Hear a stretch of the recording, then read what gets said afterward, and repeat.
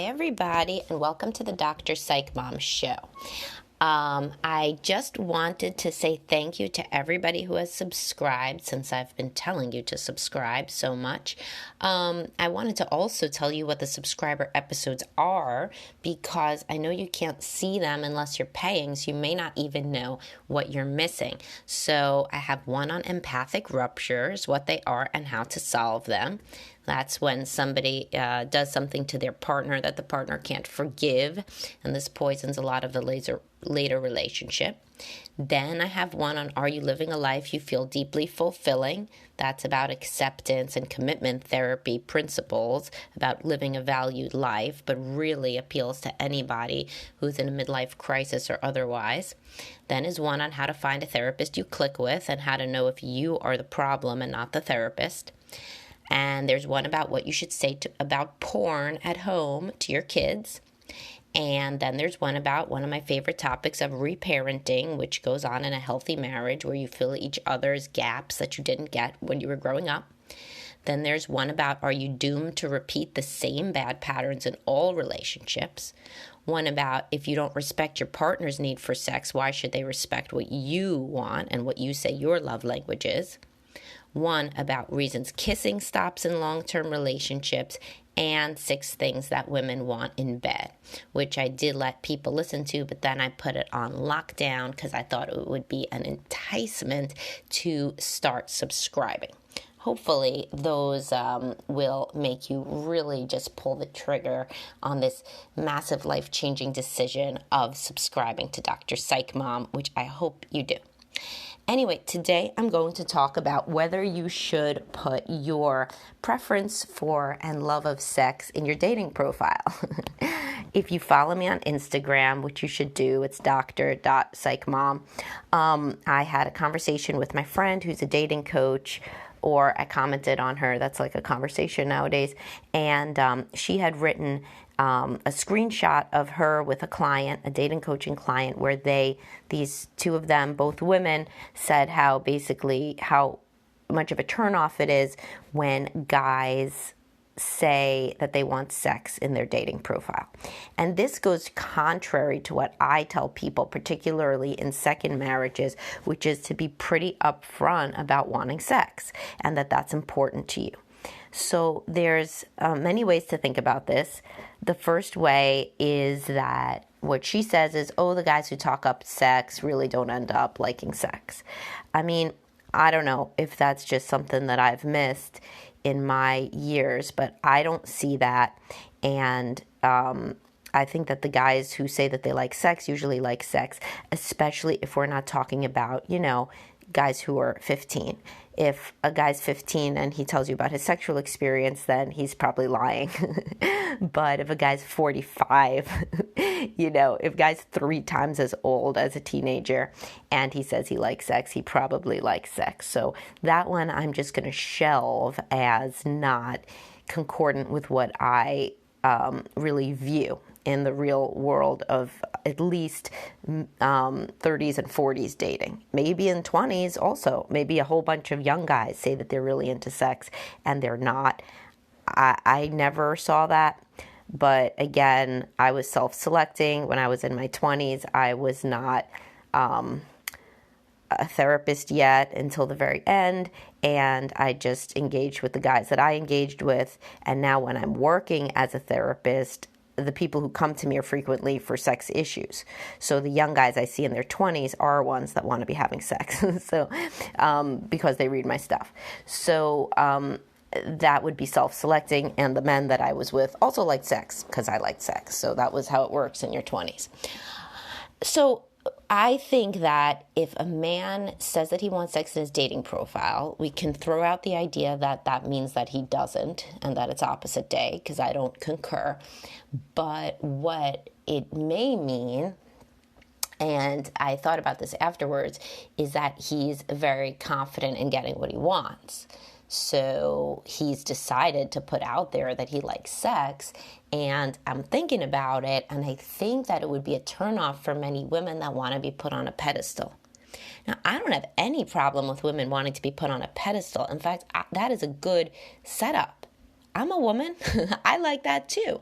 But if you're not honest with yourself about why, I think that you could end up in trouble. And I'll explain this.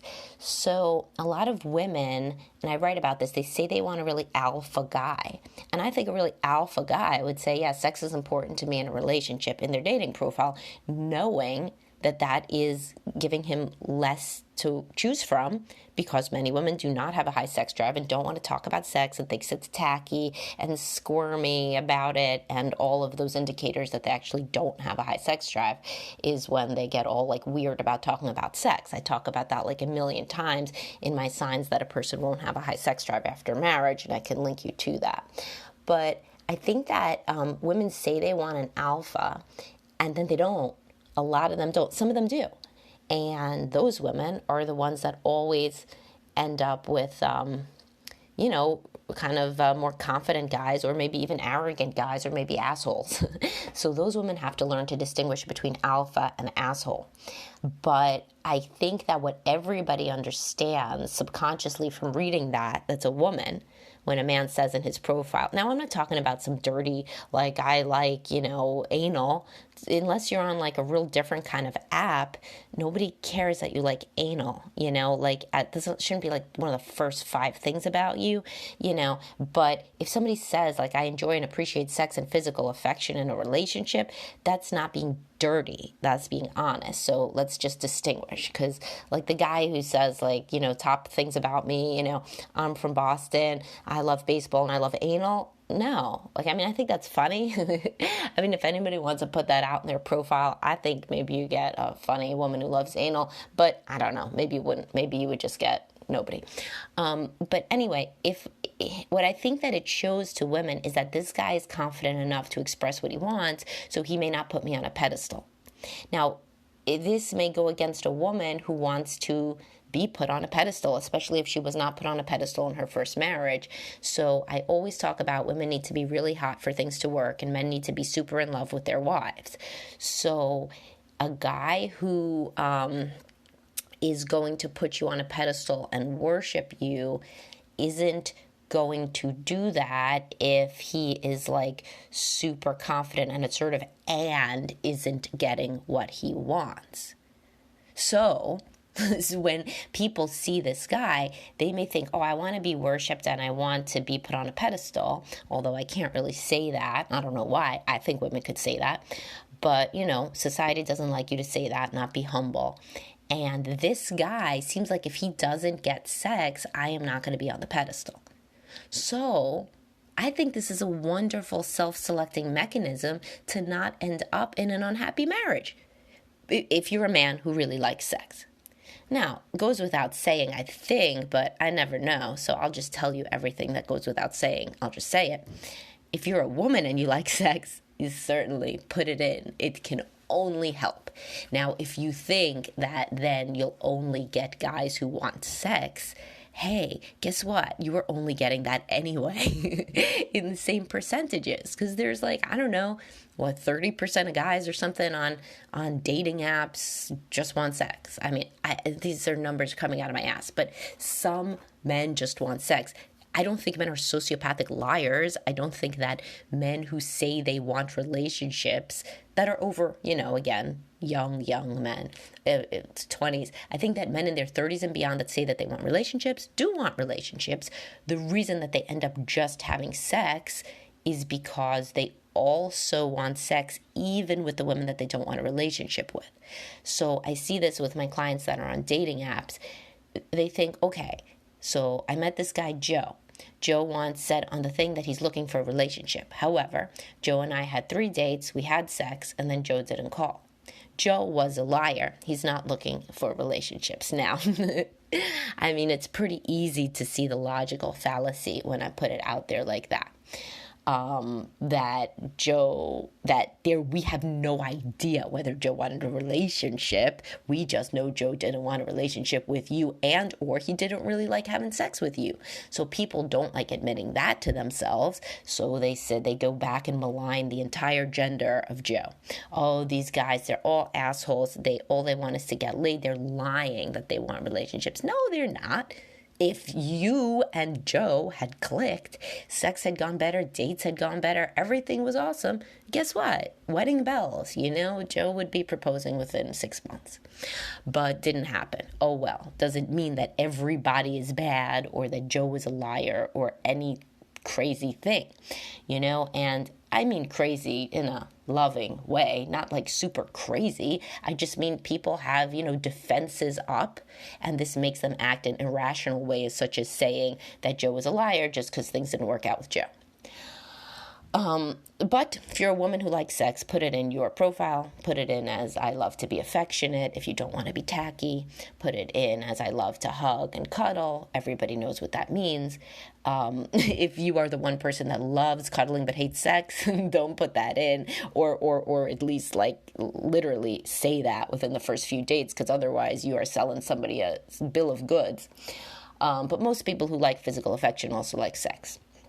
It's a physical touch love language, as I so frequently say.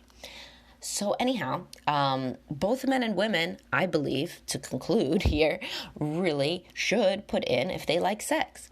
Now, the reason that I like OkCupid is that not only did I meet my husband on that, but it gives you like a big sex quiz. It gives you like all like quizzes on everything, like your politics, your sexual preferences, everything. And then you can see if you match, and you can go back to the person's questions, you can see what you match on.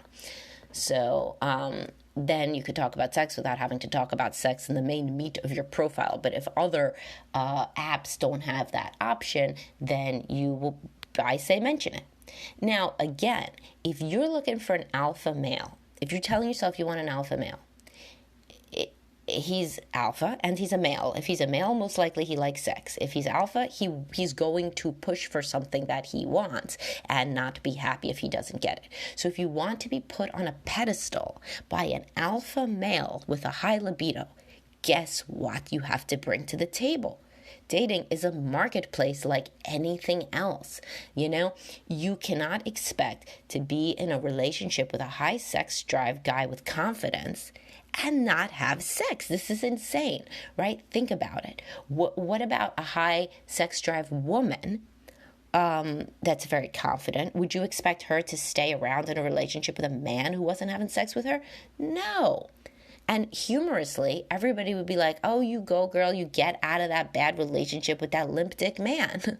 I mean, for real. And then in the inverse, people are like, oh my God, what an asshole. All he cares about is getting laid.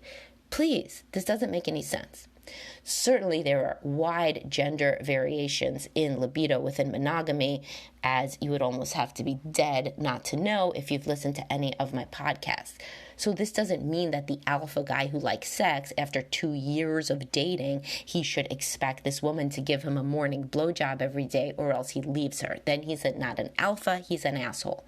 But is he still going to think that she should value sex overall, value his feelings and his desires, and try to get herself into the mood? Yeah, because that was the contract in their relationship, delineated so clearly in print by his desire to have sex in his ad.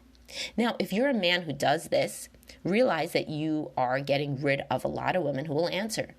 But did you want to be with those women anyway?